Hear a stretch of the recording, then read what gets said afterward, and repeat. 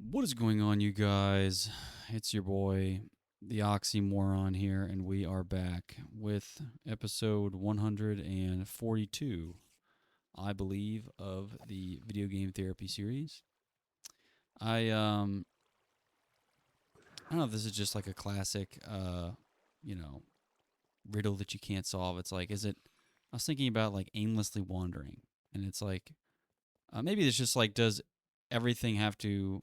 Can you do anything without trying? I mean, without trying to do that. No, that sounds stupid. Of course, you can do things without trying to, like any kind of inadvertent consequence. But like, if your goal would be to accomplish nothing, or it's like, would your goal to be? If your goal was to have no goals, would then like how would you be able to cross that off as a goal? Maybe that's just like too stupid to be like a genuine question. Um, but I forget what I was thinking about this in the context. Like, I was thinking about the context of like aimless wandering. Like if you were like, I'm just, my goal is to just kind of aimlessly wander. It's like, how do you know if you've achieved that? I guess maybe after the fact, if you say, okay, well, that was pretty aimless, but you have to go in with the intention of it being aimless. When I feel like that, in and of itself, is an aim. Technically, I guess in some sense. So like, you know, even the theoretical possibility of aimlessly wandering isn't a thing, right? I don't know. Maybe this is all stupid. I mean, it is all stupid. I know it's stupid, but I'm wondering if even that thought itself is a low IQ thought. I guess not that that matters. There's plenty of low IQ thoughts of mine out there. I've made sure to have no shortage of those. Um, Here's this other, I guess, I don't know. This is just an interesting thought that I have, kind of like I don't know, like a shower thought or something. A lot of artists now have put their song title or their title of their album, or just in general they title things. Maybe this isn't as true with like movies and things, but maybe movies are I don't know. Maybe there is something happening there, maybe not. But they like use lowercase now a lot. To where like the titles would be just lowercase, like you know if the title was, I don't know, like broken or something. It used to be that like you'd capitalize the B in broken, so like the song title would be capital B broken, whatever. But now it's like lowercase b broken would be what I would expect. I'd expect it to be, lowercase, not capitalized. And the one exception to this, which is the funny part of this to me, is that rappers have gone in the opposite direction because they now tend to capitalize all of their like their song is like no cap, but it's like in all caps. Or like I don't know, get that money, but again, it's all caps. So it's just that it's kind of funny just to see the two directions that we've gone. Like one is kind of a very like, oh, I don't want to be too masculine and imposing, so I'm gonna soften up my language by being in lowercase. And I mean, I'm not assuming that's why people put their stuff in lowercase, but it does, to me it does seem a little like less threatening. Not that a title is ever threatening in any sense, but it's just like there's an air of subtlety to titling something in lowercase. Like to me, it's like I'm trying to be inadvertent or sneaky in some way. If that is, if I'm using lowercase, and that's just I don't know. That's my rationale. Whereas in caps, if I was doing something in all caps, I think it'd have to be satire, because I don't know if I'm that I'm that serious about anything, to where I'd you know unironically put something in full caps. I would do it as a joke, of course. Um, Maybe that would be the only context I do the do the all caps. Um, but it's just funny to me that I thought that was the one phenomenon, and I guess epiphenomenon of it. Um, let's see, getting high off AI. I guess that'll come up some other way naturally, I'm sure. One kind of mode of living that I think is interesting to think about, and maybe it's kind of encompassed in a what I've called and others have called like a psychologically rich life. Um, would be to live for like the best story. So whatever would make for the best story. Now, obviously, without hindsight, you don't know what the best story is, but in general, like stories are stories because people make interesting decisions, and they make decisions that again create I guess if you're going to be all multi-universe, like they create different pathways in your multiverse, whatever. But more straightforward, they, they just put you in different situations where sometimes you might act differently, and that is kind of the essence of a story. Is maybe something that you wouldn't tell. You wouldn't even tell a story unless you're just being boring about something that occurs every day and that you had the same reaction to it. You would tell a story if there was something new that happened, or if you reacted differently. So I guess stories, living for the best story, causes you to do, I guess those things. Like A, make decisions that, are going to put you in a different scenario, and B, give yourself opportunities to not do the same thing that you would normally do. Again, probably mostly by being in just a new situation. Which isn't to say that like, you should solve, you know, primarily for being unique. Like it being one of something is ultimately better. It's like, well, the best story would be to try drugs or something like that. Like that isn't obviously is not what I'm arguing. But in general, I think like there is, and again, there's like the whole reasonability argument with all of this. It's like how reasonable is, what I would call a reasonable decision, whereas other people would say it's like hasty or stupid. But in general, I think the people who you look to as like reasonable and like risk averse are probably very highly risk averse. Again, being generalizing. But in general, like that being said, if you don't know anyone that you would classify as being low risk averse, like anyone who's fucked up their life, then maybe you're around the wrong demographic of people. But in general, people that like pride themselves on being careful and not making mistakes, I find are often way too cautious with everything, especially given that like they say like, well, it's your life at stake. And to which my argument is like, all right, so it's like it's not that. First of all, it's not that I'm gambling with. It's not like I'm like, doing extreme sports or something with any. These are never like those kind of decisions. It's just like, do you choose, this kind of uncertain career path or this, more certain career path?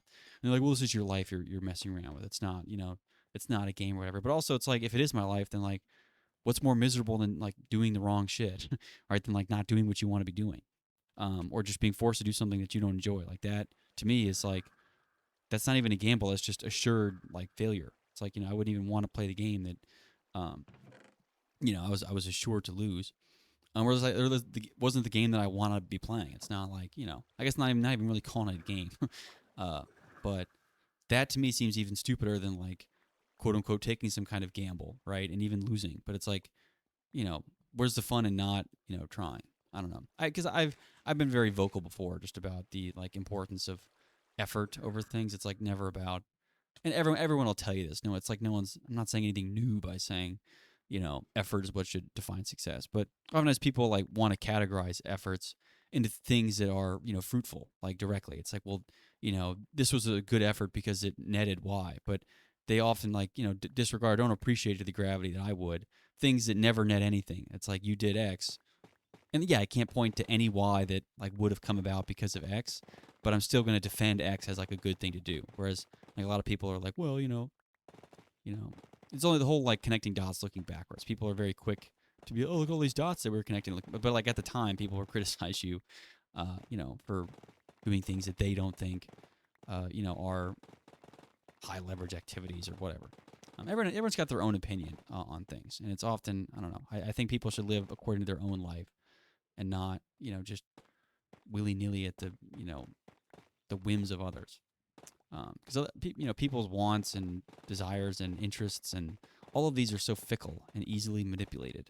And if I guess there was one thing I could wish people understood was just how fickle and again I'm more than guilty of this myself of just being completely malleable to whatever at this point it's kind of like these technical guys where it used to be more of like a social thing where you have to like get all your friends to like do drugs and you'd want to do drugs. It's like, but I even think now it's like it's even easier for people to, for that. It's like they don't even have peers. So like once you've eradicated any kind of peer pressure, that's just, then it's just like morbid curiosity. You're just feeding people ads all day long and they're, on their gooning on their phone. They see an ad for something and there's not even a peer to pressure them in. There's just some loser broccoli headed dude on TikTok. That's the closest thing to a peer he's got. So, it's not even, I don't know, it's easier now than ever to get into people's head. But I think people understood how, you know, and again, this goes into my whole kind of opposite arguments thing where it's like I can believe this, and that sounds like a very negative take to have on humanity. Is just that, like our needs are, not our needs, our wants are stupid and fickle, and like what we are motivated by is often like dumb, surface level shit. And while I do say it's not like I wish we were more noble, and it's like, even our biological bodies craved wisdom or something like that. Obviously, that's not true. And, while, you can try to live according to that, it's like your body's still going to, put up barriers to that, mode of living, regardless of how much, you want it to be true. But I think, at the very least, there is some value in at least recognizing that's like, all right, well, everything I want is stupid or is just not as important or as cool or as interesting as I think it is. So don't like attach very little value to that. And I think there is value in like how we subjectively value things. I don't want to say because like again, this is the whole kind of moral. Um, I don't know. I had this thought earlier today on like super intelligence. Because I was trying to define. I was like, honestly kind of writing a joke about super intelligence and like how silly it is, and like the people that talk about super intelligence don't, are, what I would say is like sub intelligent. They're not even close. They're not even regular intelligent. They're sub intelligent. So like them trying to comprehend super intelligence, everything seems super to them because they're stupid. They're sub. Um. Anyway, I was just thinking about like what super intelligence is. So it's all right. Let's define intelligence as like, some people define it as like the ability to do a task, or something like that, which is again fine, like proficiency on a task. It's like, all right, well then, like how do we know if something is super intelligent? Is it, it's more proficient or it's super proficient at a task? It's like, okay, uh, is there like is that just like more proficient than an average human or like the best human? And like again, for one argument, you could say it's just the sake of average, but at that point, then half the people in the world are super intelligent, right? By whatever the task is. So if it was playing chess, the top 50%, which is better than the average, would be, would still qualify as super intelligent, which was obviously stupid. They have superhumans. Like, no, they don't. They're beyond the median human. So, if super intelligence must mean that, it must mean like better than the best human in any given thing. Not to mention all the things, the multiplicity of things, but on any given one thing, this must be better than the best. So then it's like, all right, well then how do you even define who is the best, right? You can say it's like, all right, well, who's the best, painter alive? It's like, all right, Da Vinci's probably up there. It's like, all right, well he's dead, but then how do you compare, the greats of old to the greats of now? And then who's even deciding what great is? It's like, is that a popularity contest? It's like, all right, well then, all these guys are one, and girls presumably, are one Me Too or He Too or something away from, some fucking, their whole name being tarnished or something. So it's like, how do we say that they're great?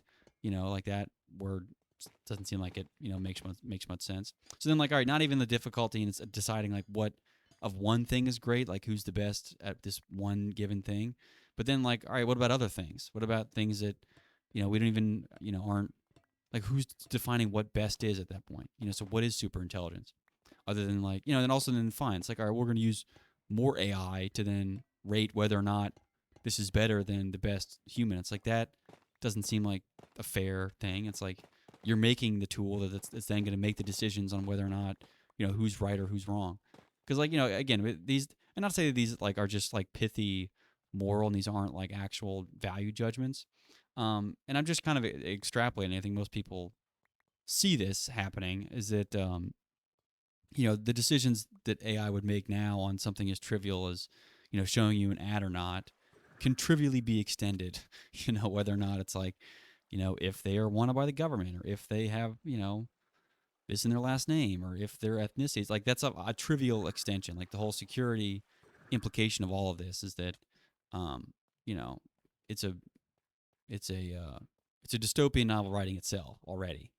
Um, you know, but that aside, uh, even focusing on like the use cases that are supposed to be like the most obvious and apparent now, where it's like, well, they're just making a decision on like whether or not this is hate speech or something. Which you can, but it's just so. I mean, maybe it's like I'm not gonna say I've seen it 100 times because it's not like I've lived for 10 centuries, but throughout history, it's like all right, well, somebody's mad about somebody saying something, and it's like all right, instead of getting mad at what they're about what they're saying, you're getting mad at them, the fact that they're saying anything at all. It's like, I think the moment it's like off topic, it's like, all right, I'm immediately a little sussed out. Like if someone's yelling about something and your first thought's like, well, they shouldn't be yelling. It's like, all right, well, sure, but what are they yelling about? And especially if it's not just like one, schizophrenic person. I'm talking about like everybody's kind of saying the same things, and it's like, hey, they're talking. It's like, well, hold on a second. Yes, they're saying something, but like, what are they saying that is, you know, don't get mad at the fact that they're speaking because you don't like them, but like, what are they saying exactly? Whether or not you like them should be separate. Like, you should be able to separate the fact that you don't like them with they're saying something you don't like, which are two different things. Um, I don't know. The free speech argument is kind of a boring one, but I haven't really even bothered to, like, I don't know, get fully master debated on, be like the master debater of that whenever that comes up. Because inevitably there's, in any kind of new, or existing social excursion, there's always like, the person who's like, oh, it's, I don't want to use Uber because of this. And it's like, well, they already have our data anyway, pussy. It's like, so like, I guess saving, the only reason I would continue to entertain myself with, I guess this argument about that was just to be a more prepared in that instance where, I have to try to red pill somebody, while they're ordering an Uber or something, and it's, often just a losing environment. Which I think of as a form of duty. I don't know. It feels, and of course you could also like just levy anything. It's just it being like a distraction from the real issues, right? That's like one of my favorite. I guess not my favorite, but just like a hilarious thing I see a lot. It's like, well, this is just a distraction from this real issue, and it's like whatever you think is the real issue is also a distraction from what I might think or what others might think is the real issue. It's like, all right, to me, data privacy is the real issue, but then like you might be a real issue person of, I don't know, abortion or something, but that doesn't mean that, mine is not real or yours is not real just because like I'm more worried about mine. It's like, well, maybe I just know more about whatever the fuck I'm talking about. So don't assume that, my issue is not the main issue or is worthless because it's distracting from this issue. It's instead just a matter of like an expert thing. It's like, I don't know, it's just what I know about. I'm not the expert in abortions. I'm not even an expert at the data privacy part, but at least I'm at least a non-novice, I guess. The equivalent of one or two abortions, probably. Anyway, anyway, yeah, this one I might not air this one either. I don't know. Hopefully, I can make it through the full 50 and 50 was something that's not too bad. Doesn't land me on the block list quite yet. What else do I have? Yeah, let me see.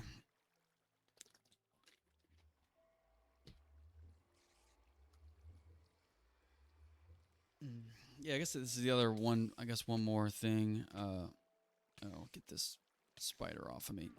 I just thought of like this is like a silly like a anti quote or something like that. That's probably a better, I don't know, better word for this, but it's just like it's like a meme quote, but it like sounds inspirational, but there's like undertones with it. I guess I'll just share it. Don't let being original stop you from being great. Meaning it's like it's okay to be like unoriginal, so long as like it pays off, kind of thing. Or if, as long as it's some kind of great, which I agree with in one regard, like in the regard that like, suppose that like I'm getting into I don't even know, like the fastest little those little race cars used to make in Boy Scouts or whatever. Like I want to get like box car racing or something. And what I mean by this is like don't let being original stop you from being great. Meaning that like if somebody's already invested the however many God knows like invested all the effort and more that I would have ever gone into this hobby or thing. At that point I don't see much value in being super original. It's like, all right, whatever. Like I'm gonna take this guy's design and I'll credit him for it. It's not like I'm stealing it, but I think the meme part of this is like being great. Like you can't be a great like copycat, right? Like if you want to be like an all-time great at something, you have to be the original. You got to be like it's got to be just you. It can't be like, you know, you can't have copied somebody. And you can. There's obviously a difference between copying and like taking inspiration from. I'm not saying that like the greatest musician of all time had to never listen to music and then only make and produce their own stuff. Like they can obviously have inspiration and things, but uh, anyone that would is ever considered like one of the greats is never like looking at other people like what do they do? I wonder what they did. Um, you know, so but it's funny just think about that. It's like, well, who cares? You just need to be great. Doesn't matter whether you're original or not. Um, I don't know. I think it's fair in this fact, like if it's something you're not interested in or not willing to put the time in, it's like if it's boxcar racing, which I don't give a fuck about, I could not care less. Then I'm not gonna. I put very little value on being an original or having an original idea. The one exception I think with this that I'll make that will allow me to, I guess, get upset over people with it is I think with like your perennial life philosophies, like what your like beliefs and things are, I think those need to be uh like individually defined and like explicit. Because I think if you don't, if you aren't very specific about how you define success, or not even success, but even whatever your beliefs are, if you don't like have those strictly defined, then it'll become someone else's belief. So you risk kind of outsourcing your autonomy in believing something, or having a belief to someone else if you don't if you're not intentional about defining it. Which is my only, I guess, I don't know if you can call it a warning or something. With that, but I don't know. Anyway, the other kind of, I guess this is unrelated or not, I don't know. I was just thinking about the pod and the pod life. Um, it's funny. Everyone kind of, if I say pod life to people, I think like 50% of the time somebody knows exactly what I'm talking about. Like, oh yeah, right. When the government clamps down and they start putting people in pods, and you can like, there's a red button to kill yourself, or a red button for a brown button for burrito, and a orange button, or yellow and red button for pizza, you know, button for a milkshake flavor or something like that. The pod life. And I was just thinking about like what the role of news is in like journalism and all this stuff, because people are always like, oh, journalism's dead, and like, oh, news media or something, propaganda, whatever. And part of what I think is kind of true, and I'll kind of bend the knee to this like, all right, propagandist angle thing, is just like trying to make the outside, because I think if I want to get people in the pod, of course, which what I mean, if you're if you know what I'm talking about, the pod.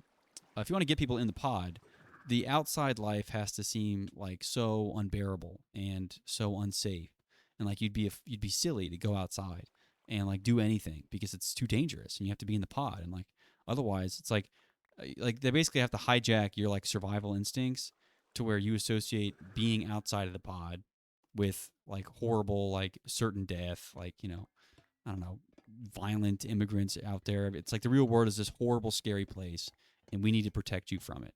Like, and that is like what I think is a true, uh, you know, is a true kind of propagandist arm tactic that I feel like is being strewn around a lot. Because like if there's one thing we can say about the news, at least here in the West, is that it's never like it's never. I mean, there's like one story a month where it's like oh, the friendly neighborhood dog Copper was rescued from a tree. Instead, it's like Copper was molested for 16 years at this site. And, it's always something absolutely horrible.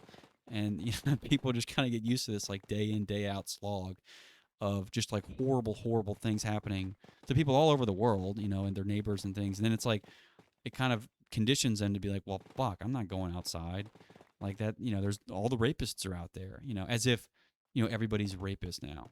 Um, I guess you even see that, and maybe you see this across gender lines a bit too much too, where it's like women are the ones that tend to be scared of things, and the dudes are trying to overcompensate and then become scary because of their overcompensations to make it's I don't know. It's just kind of the classic like dude has no feel, whatever.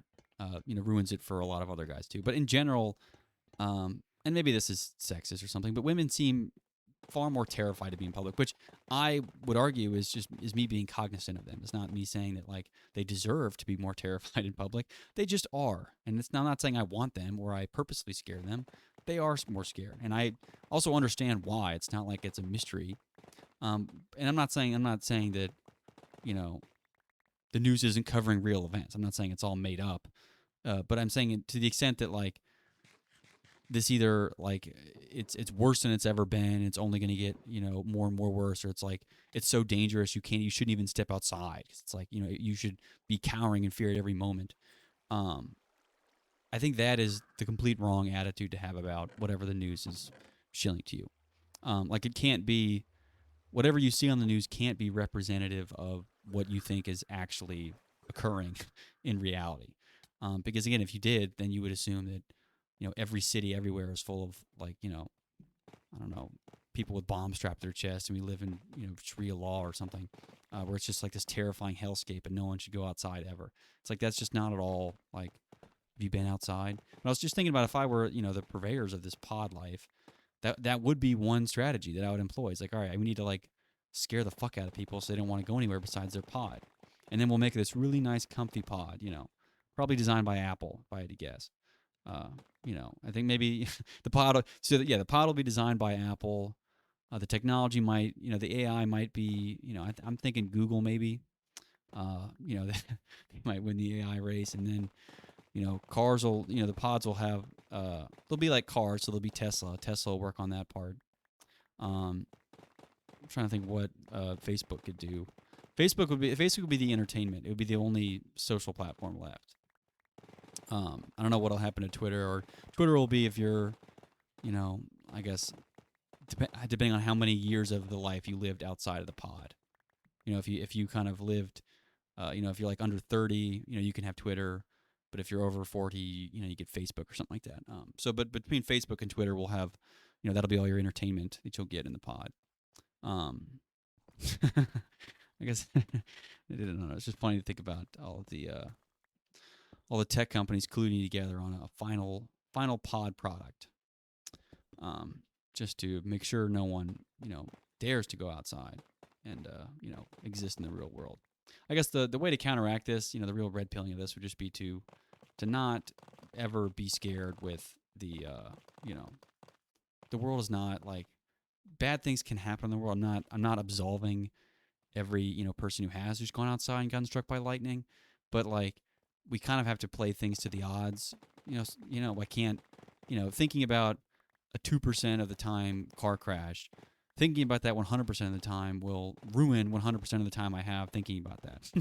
So like it's not that don't think about it is like the best answer, but it is the kind of the answer. It's like you can't work yourself up into a frenzy every time you step outside because you might like a drunk driver might come out and hit you. It's like at that I think this is really where stoicism needs to kind of help cradle us out of our little out of our pod womb right now, the cocoon of the pod that is currently growing around us. Is that it's just not not to be scared of. You have to exist in the real world, because pod life will not be it might be fun for a little bit, but it's not going to be fun for your whole life, and it's no way to live. It's not a redeemable existence, and I pity you if you find the pod life to be redeemable. The theoretical pod life, of course. Either way, people will all come around on the pod as soon as it has just that one killer feature that people are waiting for. It's hilarious now how many extra features things are given now, and nobody is even claiming to have asked for them. Like there was, and I saw this. I didn't even see this, but I have this now. I didn't buy it, so don't get mad at me. But there is a salt and pepper shaker with a flashlight. Now I know that like the more aware minds are like, oh well, they're obviously doing that to get around a patent, which I understand the patent process is messy and like it's a legal thing, so it can get messy and whatever. I get it. But regardless, like, and again, not to make a larger point about the inefficiency of the patent system, but like, who the fuck asked for a motherfucking flashlight on a flashlight on a salt and pepper shaker? Like, I need to. How often are you seasoning chicken in the dark? Like, it just doesn't make any sense. Why the fuck does the salt and the pepper shaker need a flashlight? And why? It's like they also have the housing for the battery is no joke, like 2/3 of flashlight. It's like, why the fuck? What are we doing? Who asked for this? It's just one of the things we have to kind of take a step back and go, all right, we want to make these new salt and pepper shakers for whatever reason. Again, who knows why they decided to do this? It's like, oh, we can't get around the patents. It's like, all right, well, maybe instead of just like, I don't know, either paying the fine or coming up with, switching to a new idea. Like maybe I'm not born to, you know, uh, salt and pepper shaker isn't my business or something. Instead, it's like, well, how do we get around this? Right? We like, all right, what else can we put on there? What were some of the other ideas that they pitched instead of a flashlight? Like a salt and pepper shaker dildo. Is that all? Was that on there? Was that in the brain? Or it's like a salt and pepper and a Sharpie. You can kind of be, taking notes, for class, and then forget that you also have a bowl of unseasoned. I'm just trying to think of the use cases here, and there truly isn't anything I can put together. It's like, why the fuck would it need, what else? Why are we trying to combine? Like a salt and pepper shaker should be so simply one thing. It's like it should just, and I even maybe understand like the hybrid salt and pepper like combos where it's, one shaker but it's got the salt and the pepper with like a hot swap toggle or something like that. I kind of get those. It's like, all right, well, instead of having the two different shakers, the black one and the white one, you know, for the salt and pepper, of course. We'll have one of them. We kind of are unifying the experience, kind of, that we're revolutionizing the salt and pepper game by combining them together instead of, doing them separately. But I think first of all, there's always good reason for them to have, to be separate, because, it's a bitch to screw up. Like if you wanted to put, pepper on something and you just put salt, you can fuck up a dish. I don't know all the foods exactly that you'd fuck up, but there are foods that you can fuck up by putting pepper on instead of, when you intended for salt. That this is a real, it's a legitimate concern. But regardless, and then it's like we have to get around this patent. What else? What other dumb shit can we put on, a salt and pepper shaker? That again is not. This is something that only ever needs to do one thing. Nobody's ever gonna be begging the salt and pepper shakers. It's like I want to see one comment that was like, "Oh, please add a flashlight to your next model." Nobody commented that. I can guarantee it. I bet every salt and pepper shaker I'll ever buy that nobody asked for that, and still nobody wants it. Nobody wanted it then, and don't want it now. But anyway, it's pretty hilarious. Yes, hang on.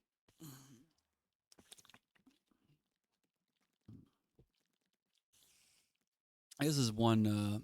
This is just I guess the personal problem portion of the episode. Because again, I'm not shy about this. This isn't just me kind of ruminating on abstract topics. I also like to kind of unpack my own thinking sometimes, and usually end up more diluted than where I was when I started. But that's kind of par for the course. I get back to where I started having learned nothing. It's kind of the hero's journey or Bucket's journey, not the hero's journey.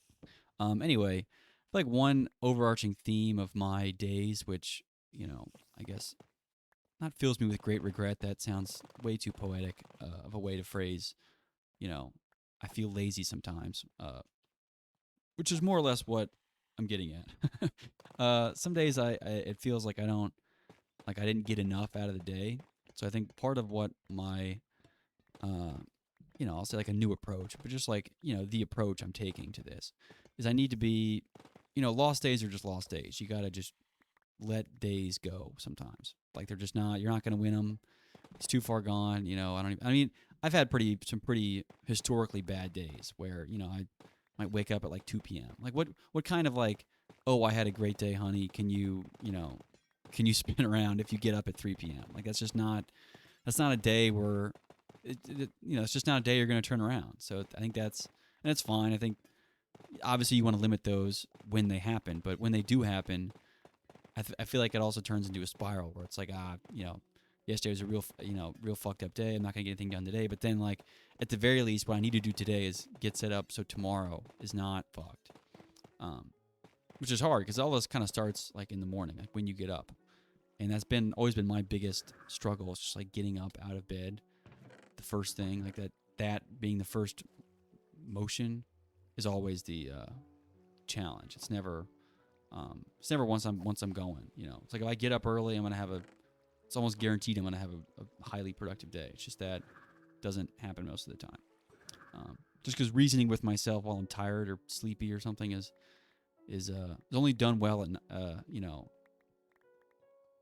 like at night, where I can kind of reason with myself. Actually, not even really. I'm kind of on opposite. In the morning, I don't want to get up, but at night, it's not. I don't, and that's half the reason I stay up late on days where I have kind of failed. Not that I failed. It's just like I haven't been able to like let go that this day was fucked. So like if I don't, just like all right, today's fucked. Just try and get tomorrow back on track. It's like, oh, today's fucked. Like, maybe I can still try to salvage it, and like try to squeeze in the last, the 14 hours of the day that I should have had into the 6 that I have left because, I fucking slept the first 7 or something. Which is not the winning, because I'm going to end up staying up all night, the 14, trying to win back the day. And like, A, I won't win back today, but then like B, then I'm fucked for tomorrow already. So part of it is just like, all right, if you lost a day, just like lose it and let it go, whatever. That needs to be like that needs to be more the mentality that I adopt. But then like on days when you have lost, it's like, all right, the one thing you have to do this day is just not, set yourself up for tomorrow, for that to be all right. And not that I need to be like this, I've criticized before this whole like, us kind of deifying productivity as this ultimate thing. It's like we're trying to be more and more mechanical. We're like predicting our outputs and like, oh, we'll be able to work this much and do this much. And it's like, I don't know. We're also kind of expecting a lot. Like I don't know that,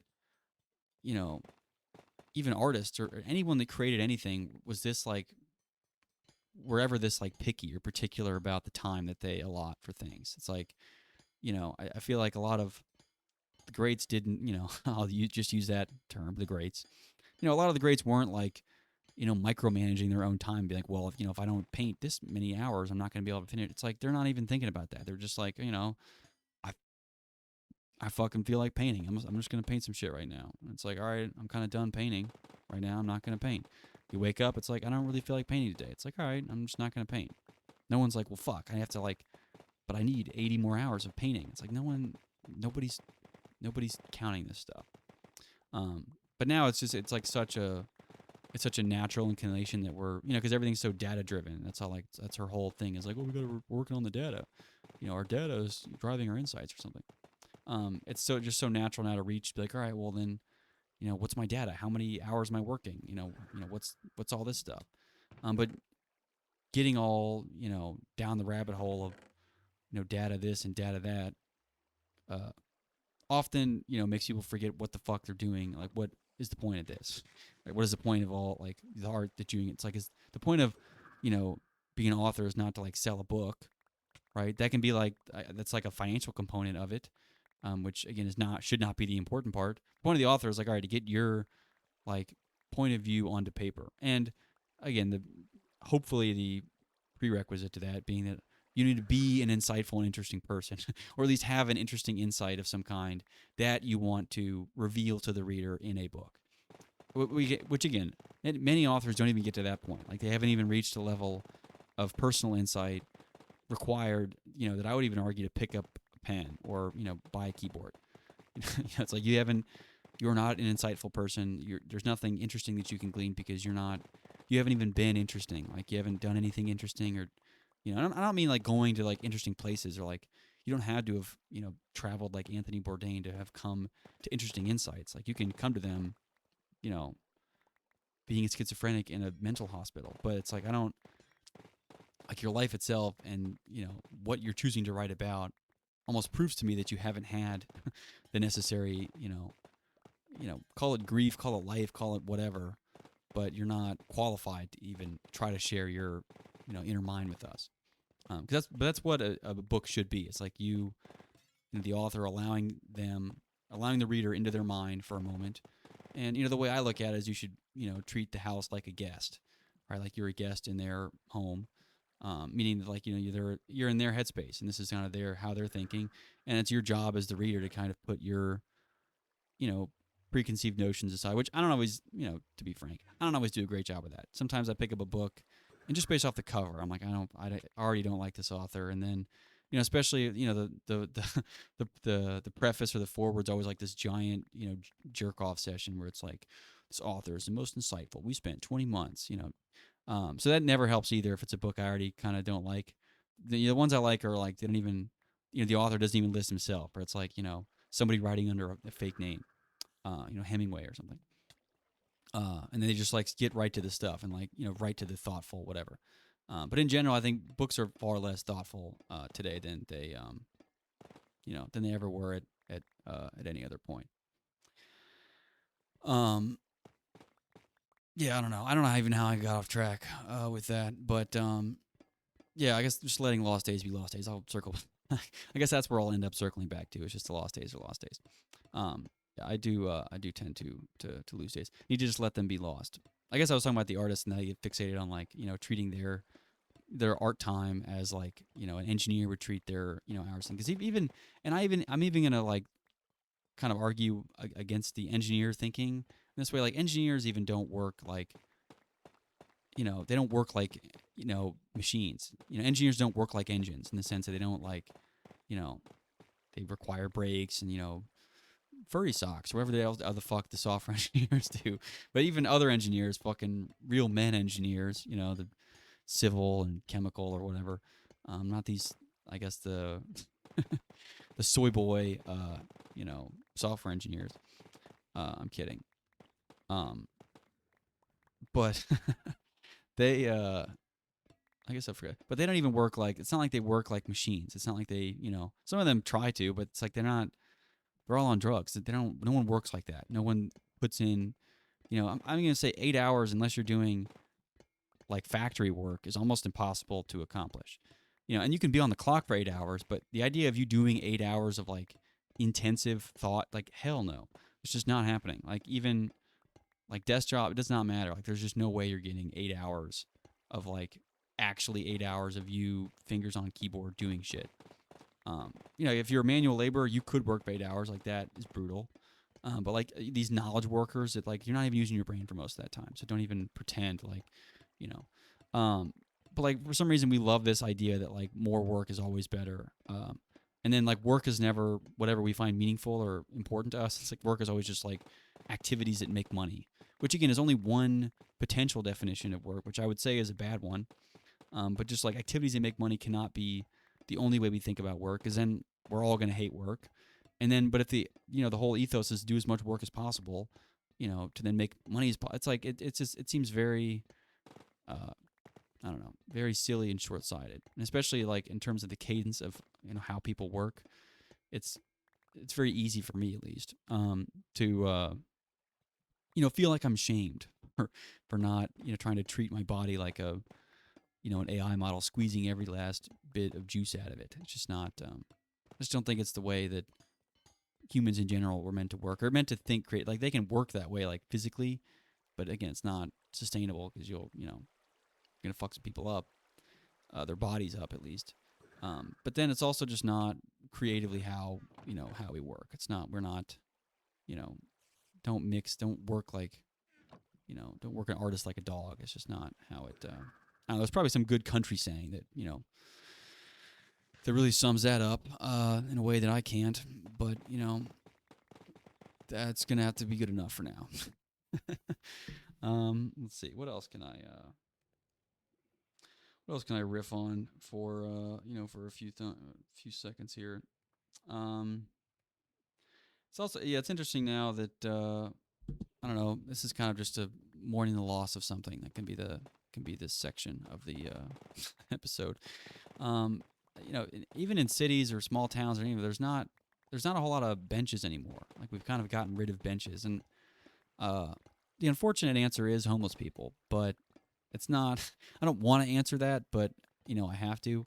And it kind of sucks that we live in a world now where, and this is just I don't know, me complaining time, but we live in a world where we can't just put fucking benches up, and there's no benches because it's like homeless people are gonna sleep on them, and it's like even the homeless person, it's not like what am I gonna get mad at them for? It's a flat surface, and they're obviously not doing so well. It's like they're just finding a flat surface. That's the only thing that it's like the two things that they're thinking about is like, all right, crack cocaine or heroin, and then like, what is the next flat surface I'm going to lay on? And if there's not a flat surface, I will stand up against the wall and pass out that way. I just need better. I need more drugs actually.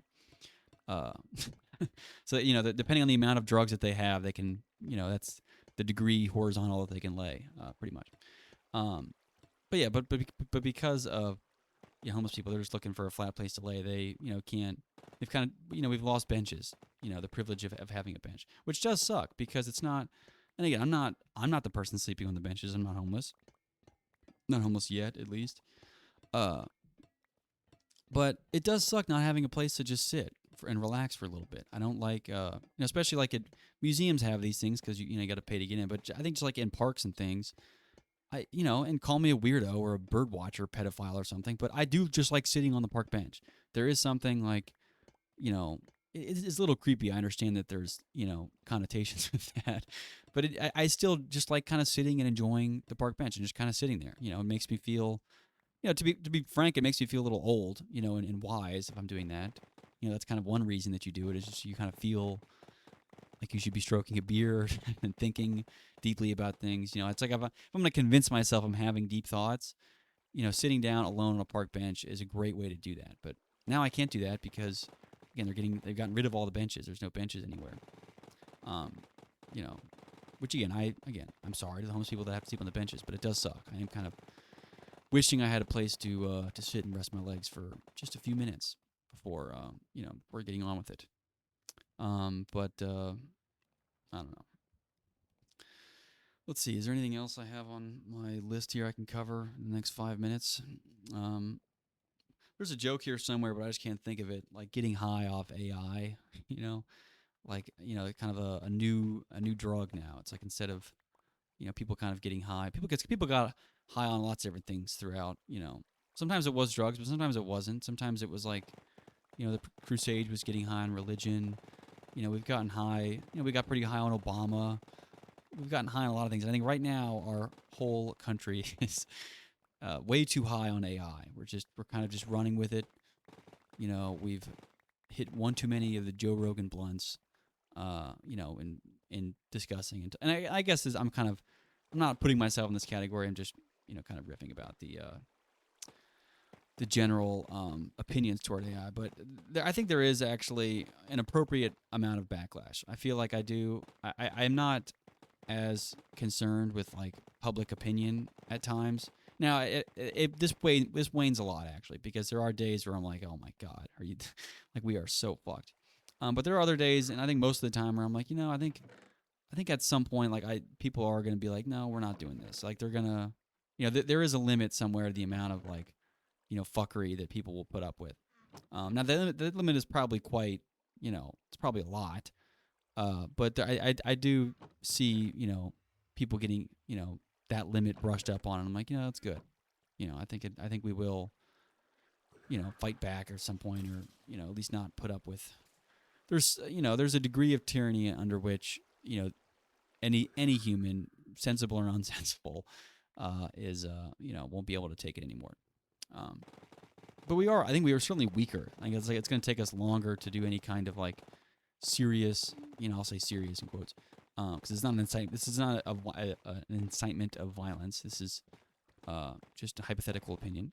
But it will take I think take us longer to actually like do some shit when like some shit needs to be done. You know what I'm saying? It's like that's like the most Zoomer way I can put it. But like if we actually had to like gear up and some war shit, myself included, most of us would not be like, oh, it's like we started a war. It's like, all right, we're playing around. It's like we'll chill. It's like, well, we don't want to do the war. Like we'll chill with the whoever got mad at you on Twitter, we'll ban them. It's fine. It's cool. Like I don't know. We would not. I don't think we would. I don't know. We're certainly not built. We're not a generation physically built for war, unless that war is on Minecraft or Fortnite servers, which honestly would be probably a pretty decent way of battling. It's like we'll go head to head against China in like a Minecraft speedrunning competition or something. You know, that seems at least more. We've had, it's. I guess we'll do. We'll allow cheats and stuff too. So finger extenders, Adderall, all that stuff's inbounds for the the Minecraft or Fortnite competition. It'd have to be Minecraft. It couldn't be Fortnite because Fortnite is gay and I don't play it. Minecraft's cool, but I'm not, because it's also like the funny thing about that is even if it was like a competition, it's like how do you win in Minecraft? It's like you don't. It's like have I won this world yet? It's like no. It's like all right, well, is beating the Ender Dragon winning? I guess that's like the technical definition, but to most people, like the point of Minecraft isn't to beat the Ender Dragon. Like that might technically be the end. Maybe this is an interesting like allegory or something for life. It's like death is technically the end, but like most people are like, what's the point of life? It's not like to die. There's something, I don't know. There's probably an interesting thought there that we'll have to wait for next time because I'm out of time. And I hit my limit, and I'm not going to talk any more than I have to. I've already embarrassed myself plenty. But anyway, thanks for watching. Peace out. I'll see you guys in the next one.